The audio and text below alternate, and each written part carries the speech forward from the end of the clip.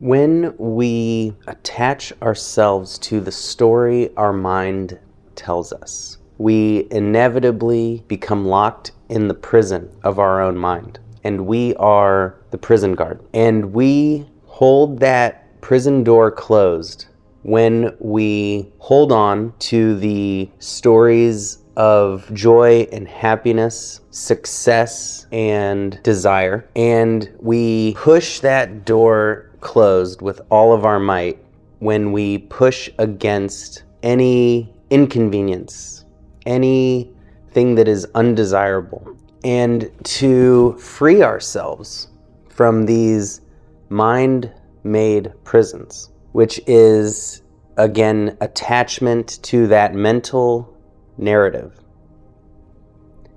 is to let go of that story. On some level, we think that the perfect life will free us. And it only takes a little bit of introspection and examination to recognize that there is no perfect life, that constant work is a natural part of life, that every single person we know and love will get old and dissolve from this world. We, on some level, think that if we stay in this prison, we'll be able to build that life with success and free from any kind of suffering. But we are living in that prison of dependency on a fiction that our success will only go up, our loved ones will stay the same age forever, that there will be no external conflict, and there will be no external suffering, inconveniences. And so we just have to open that door.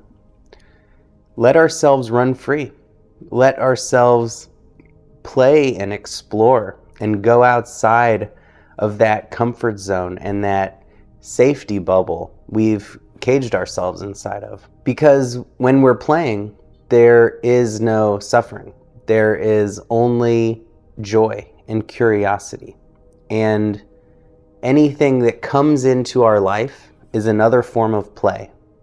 And it can be a job loss. And then we play with what can come next. What can a new adventure bring?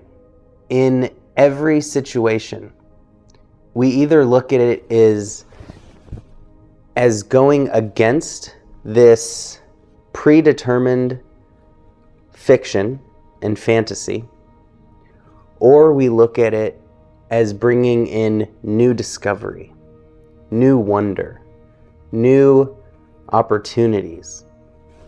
And the only difference is whether we are living in this mental prison of polarities, which is there's what we have decided as good and what we have decided as bad, and we are constantly in toil between these two. Or we get out of these cells and embrace everything. We enjoy the ups without attachment, and we simply allow them to come for however long or brief, and we expect, anticipate, and look forward to the downs, which give us that room for growth and opportunity to overcome challenges, to show us what we're really made of, to expand our experience beyond some predetermined set of false expectations, which is to say that we expect nothing bad to happen in our lives. And when we are free, everything we see becomes positive, becomes new territory to explore and play in. We simply have to get out of that preconceived notion of how things should and shouldn't be, because that word should is really maybe the number one word in our mind that leads to suffering more than any other, because it says what reality should and shouldn't be. when in reality, reality just is. And whatever it is perfect. And it shouldn't be any other way, because it is only this way. And we either accept it, deny it, or embrace it. So to really get out of that prison, we drop the should and we just embrace whatever is coming, fully, wholly, and consciously. Simply allowing whatever is to be and responding with our intention, our intuition, and with full open hearts. Because to deny reality is a form of insanity. And to wish it were some other way is like living in some fantasy world. And this reality is so beautiful and it's already perfect. And if we try to escape it, we are going to create depression and anxiety and stress, because it already is here and it is already beautiful.